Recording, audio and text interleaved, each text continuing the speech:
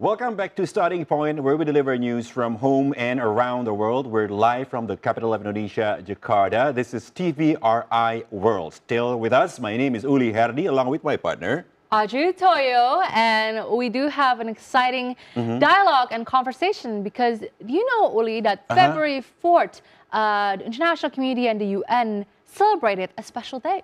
What is it? It is the International Day of Human Fraternity. Human Fraternity. What is it? What is it about? Well, as the name says, human fraternity, which talks about peace and cooperation between humans, it talks about how we can have greater religious understanding and tolerance with each other. I see. How interesting. We should talk about it. So do we have people who we can talk to? Yes, we do in Zoom right now. But before that, I'm going to give a quick introduction about what it actually is. Go ahead. The International Day of Human Fraternity was established in February the 4th, and it was established just recently in 2020 by the United Nations General Assembly, or UNGA, in order to foster greater cultural and religious tolerance. Since its inception and its first celebration in the year of 2021, the International Day of Human Fraternity has received approval and promotion from different religious leaders and public figures, such as Pope Francis, Sheikh Ahmed El Tayeb, Grand Imam of Al-Azhar, and the President of the United States, Joe Biden. Well, this day truly hopes that it can instill values of human solidarity and compassion to people of all faiths. Now, to learn more about the International Day of Human Fraternity and the reasons behind the importance of cultural and religious understanding, we are joined by two special guests on Zoom. I am so excited to invite them, Uli, because they are truly amazing, amazing people. And we are going to have an interesting discussion and conversation with them. Before that, what do you think, Uli, of the International Day of Human Fraternity? Have you ever kind of thought about the topic of religion, that's something that can be fostered in our society? Honestly, before this morning, before we had this conversation, I've never really thought about it. But it's really interesting that you said that it's something important, and I think it's a great idea. And later on, we'll be talking to two of our professors from the United States. They used to be your teachers as well, if I'm not mistaken. You used to study with them. Maybe you can tell us a little bit about their background. Yes, that is true. I used to study with them. One is Professor Christopher White, who is a professor and chair of religion at Vassar College. Vassar College? Yes, he taught me when I was taking a religion course at Harvard in 2022. You took a religion course? I did. Okay. Yes. What kind of things that you guys talk about in the course? It was so interesting. It was called Religion and Pop Culture. Religion and pop culture? Yes. That sounds really exciting. So pop culture, like film, music, and the relation with religion. Yes, yeah. Film, music, any kinds of media, books. Books, everything. Because there is sometimes not a correct representation of a certain religion in the media, are you saying? Yeah, okay. that is true. And it's quite interesting to see how religion is depicted in the media, because I think we don't think about it a lot. And so many times that in class, we would focus on, actually, one of the things that I really appreciated is that we would consume media. So let's say we watch a film. We watch a film. And then we think that that's the reality. You know, we thought that, oh, that's the way a certain religion pray, for example. Yeah. And then you would think that that's the correct fact of what's happening, but sometimes that's not the case. Sometimes it's not the case. And you know, Uli, it turns out it's not only in person-based or in live movies, but also cartoons. Cartoons? Yes, cartoons. I mean, we were talking about Pinocchio. We were talking about Pinocchio in the earlier segment. Yes, I mean, Walt Disney. So cartoon and religion. Cartoons and religion. Elaborate, please. This sounds really interesting. Yes. Okay. It was most definitely new to me. However, I discovered a whole new world of how, I think we watched several cartoons. I can't remember some. I think one of like was South. Have you heard of South Park? South I Park, think, yeah, South Park one is of a it very was popular pop culture South cartoon. Park, You know, or known for the the the characters being sometimes politically incorrect sometimes in an entertaining way. entertaining way, And and Family Guy. okay, yeah, Family Guy. It's about sort of Or like The Simpsons. The The Simpsons. Simpsons. All Yeah, right, everybody knows The that's Simpsons, more of a right? classic, right? Right. The So, Simpsons. uh-huh. And so we would kind of see the interactions between Bart and Lisa. Bart Simpson. Bart Simpson and Lisa Simpson, and how basically turns out there's a religious aspect to The Simpsons. Interesting. So I've been informed that we can start the talk show. So let's introduce our Yes, guests. Indeed, indeed. Well, we're very honored and excited to have guests in our studio through Zoom right now. We have Professor and Chair of Religion at Vassar College, Professor Christopher White, as well as Social Impact Media Executive and Cultural Entrepreneur, Mario Kader-Feck. Hello, gentlemen. Good evening. How are you? Thanks for having me on. Good evening. How are you doing? I know in the U.S. it's What time is it in the U.S.? Yeah, what time is it in the U.S. currently? We are on the east coast, so it's 8:30 p.m. here. Wow. All right. 8:30. So, gentlemen, we were speaking about the International Day of Human Fraternity. Maybe you could explain a little bit about the significance of the International Human Fraternity and why this day is important, and why is the topic of religion important in our society? Probably let's go to Christopher first. Go ahead, Professor. Sure. Yeah. Thanks very much, Uli and Audrey, for having me on the program, and good morning to you. And Audrey, thanks so much for your kind words about my summer course at Harvard. It was wonderful to have you in that course. But yeah, I think it is significant. You know, the International Day of Human Fraternity. I think it's significant because religious people around the world, in the UN and other organizations, and in our neighborhoods have, I think, are coming together to articulate the importance of dialogue, love, reaching out with compassion and understanding to other kinds of people. So I think the language of the statement and of the declaration is significant as well, that peace is not merely the absence of conflict, but also requires a kind of positive, dynamic, participatory process that we all need to be involved in. And I think it's dialogue across lines of difference, and I think also cooperation across lines of difference. All of that is important. I think, and also, Uli, to your question about, is religion important? I think religion is still really important around the world. For most people around the world, religion gives their lives meaning.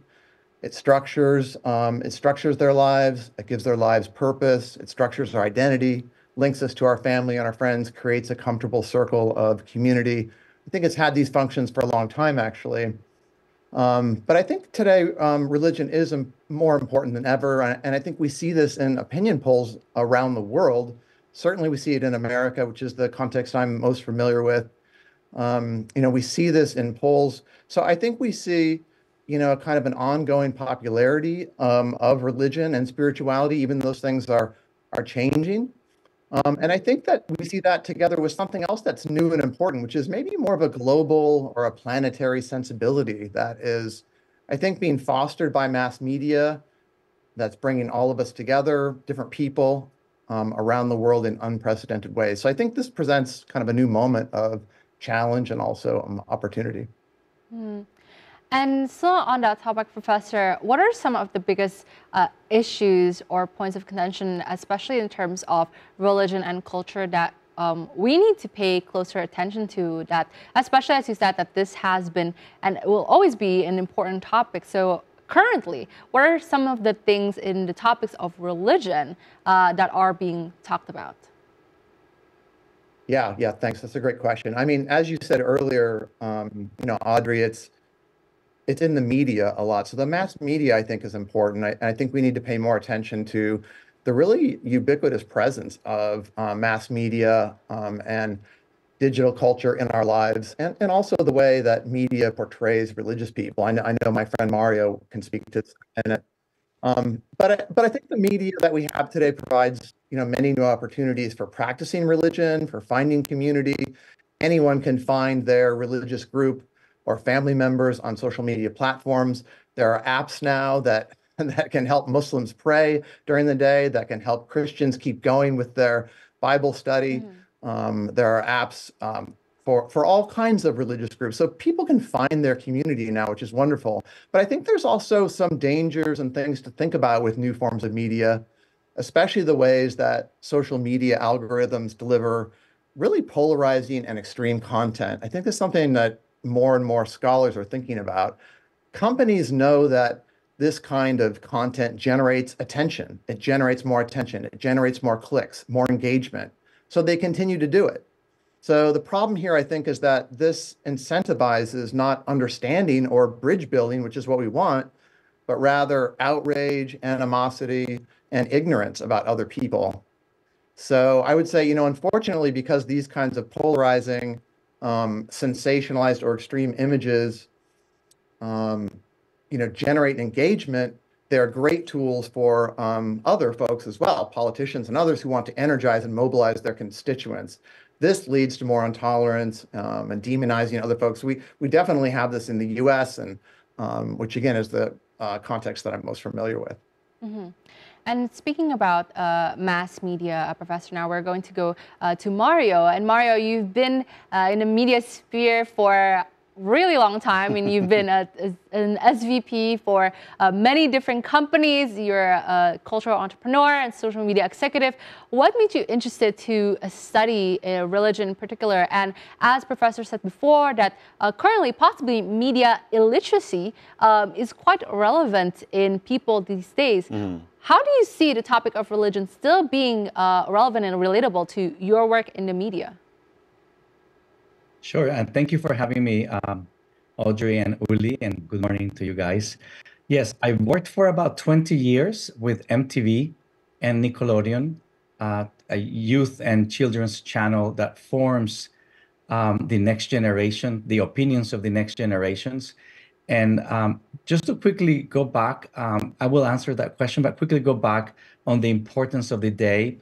I believe that all of these United Nations International Days are, in addition to what Chris was talking about, it's to create awareness of the situation and to break the ice, to foment conversation and questioning. So that questioning word, it's my segue to answer your question. So media literacy is about questioning what you're consuming, because a lot of us just sit there, consume, and in a way, take it as a fact, like Uli was saying. You just don't question it. And I think that these kind of days make you pause about the issue, whatever it is that you're observing that day, with the United Nations in this case, to think about, in this case, religion. So you are watching films, you're consuming music, you are getting your Instagram feed, and you have to start questioning what is it that you're receiving. And one of the studies that I'm very interested in, it's the pervasiveness of religion, that it's embedded in culture. And a lot of us, when we think of religion, we only think about the devotional or the institutional aspect. And my interest in these studies is to go a little bit deeper and see what's underneath that it's not so easily to detect, and how it appears and how we consume it. So that's why I think that these kind of days are about fomenting conversation and the questioning. So, Mario, what should be done? Is it about the problem of the algorithm, or is it the fault of the producers of the content? And probably you can share also stories about how you've been working closely with people from the entertainment industry in the United States to be able to generate, so to speak, a better content for the viewers. Yes. So a few years ago, several of us, media executives who are responsible for producing social impact campaigns, we got together, and now we have created a formalized network called the Impact Guild, and it's based in Hollywood.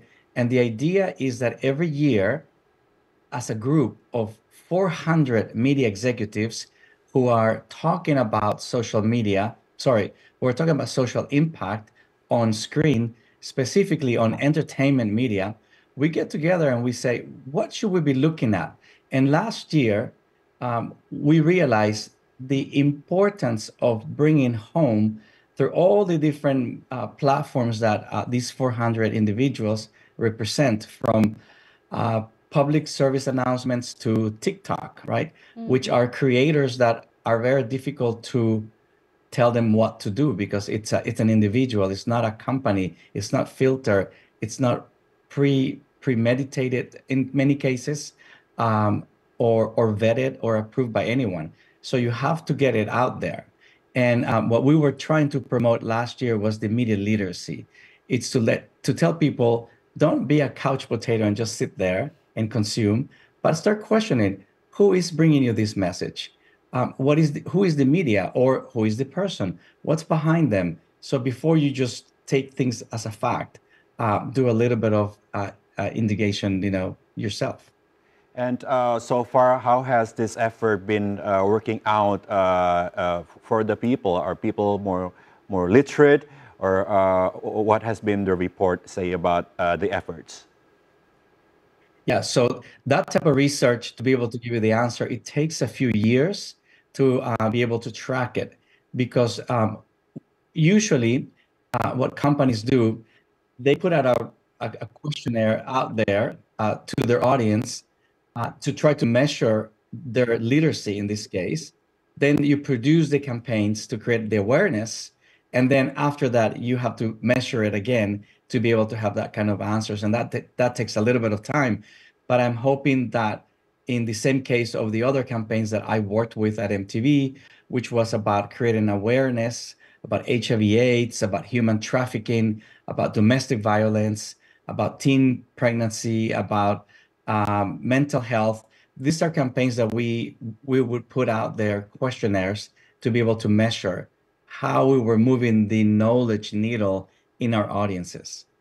So we talked earlier about what people are watching in the media, and just start to believe that it's just a complete fact. Maybe we can also ask about what are the examples of the misconceptions that are now in the public, about this topic that they see in the media. Yeah, I think that's a really good topic, because it does happen, right? We see it happening. And so to Professor White first, what are some of the, you've done extensive research on this, like misconceptions that people usually have? I mean, even from cartoons, even from sitcoms, religious misconceptions that people can have through the media.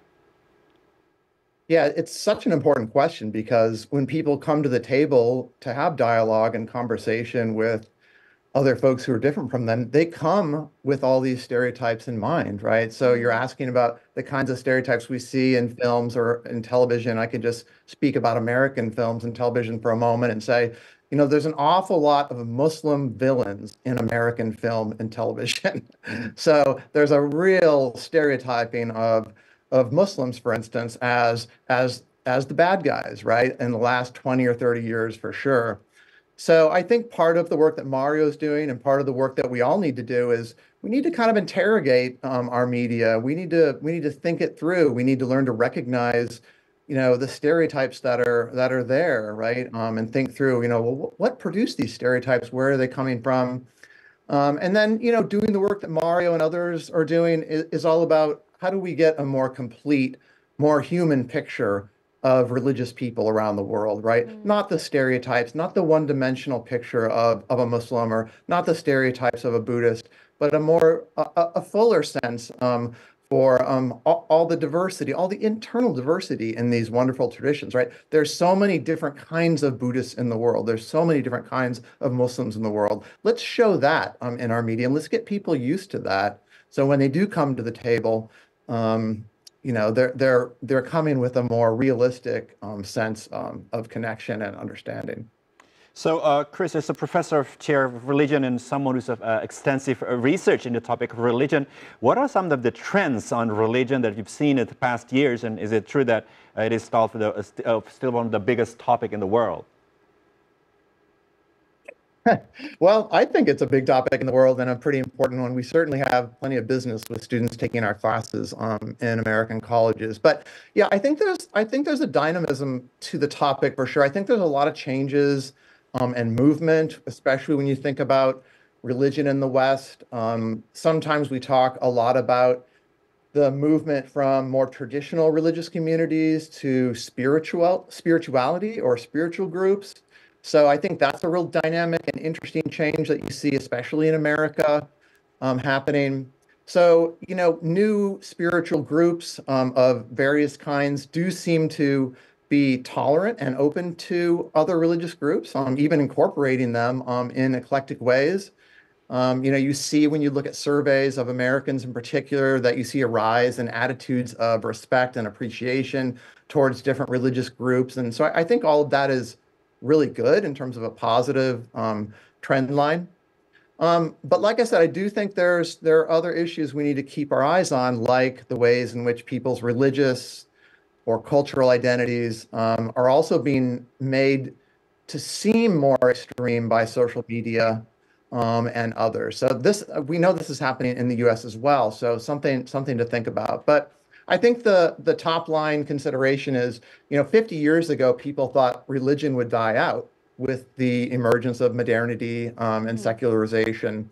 And this hasn't really worked out. You know, this hasn't shown itself to be true in countries around the world, and it hasn't shown it to be true in America. So you have modernization, urbanization, all these technological changes, and what it's really doing is changing, I think, the religious landscape. It certainly is not getting rid of religion. But has it changed the landscape of religion believers in the world, all this modernity?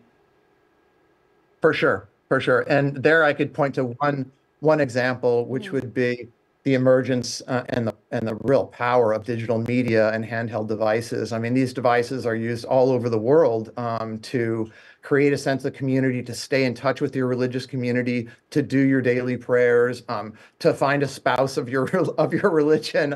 You know, these apps, these devices are so important around the world. Actually, devices used to conduct rituals now.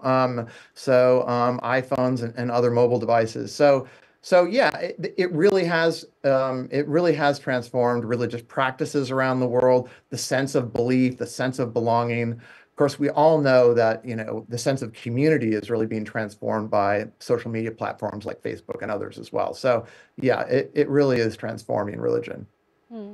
And now to Mario, how do you believe that on the similar topic of now having to incorporate technology and, you know, media representation before, when we were still in print, we probably did not have these issues of representation because there was no television, there was no new media. But now with all these new technologies, I suppose there's a more nuanced way of understanding that we have to approach this issue of religion, right? Especially you having been in the media industry and in Hollywood for a really long time.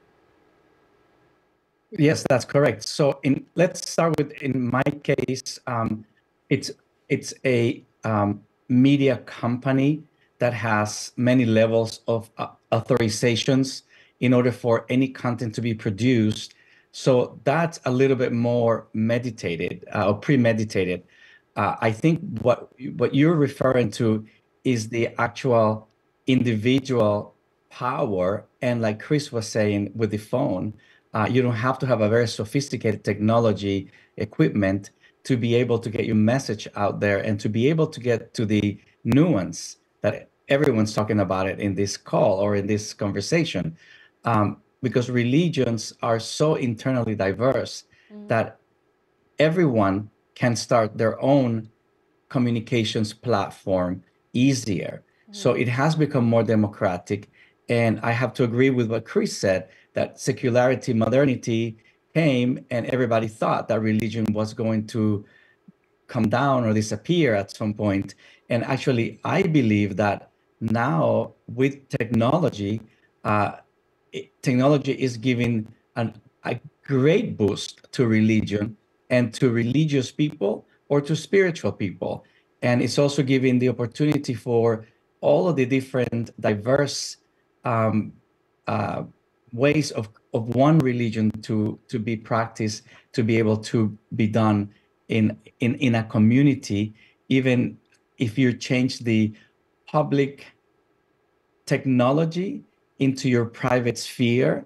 So you're using, there's this third dimension that we could talk about it, but I don't know if we have the time for it right now. But it's about, okay, so you have the public sphere, you have the private sphere, but when does it start? Where does it stop nowadays? That it's, for example, we are having this conversation. It's a public conversation because we are a public channel at this moment. But anyone receiving this at home, they are in their private sphere. So I think that the way that religion is being mediated by media, it's very important to also understand.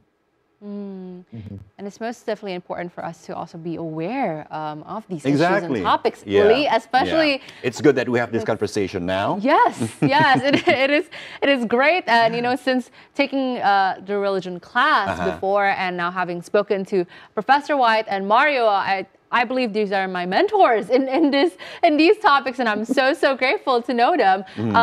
And now, especially because everything is digital, you know, so it is truly significant for us to know this. And gentlemen, unfortunately, we have to be closing the conversation, but I would love to hear your final statements, because especially for the International League of Human Fraternity, it hopes to achieve understanding, a goal that sometimes might seem a bit out of reach, Uli, you know, in our ever so polarizing world. How can we make sure that we as a society can continue to foster harmony, especially in a community that will always be interreligious? We can start from Professor White first.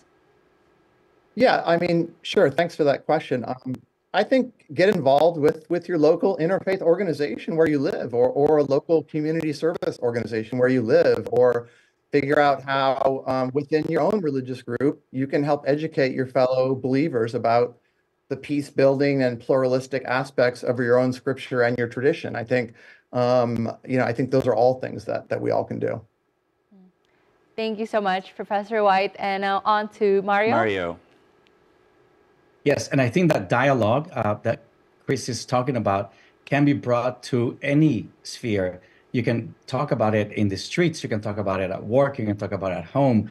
I know some people say you never talk about religion while having dinner, but I think you can actually do that, because it is a fantastic topic if we take away all of the prejudices that we have in our heads, that religion is only the devotional aspect.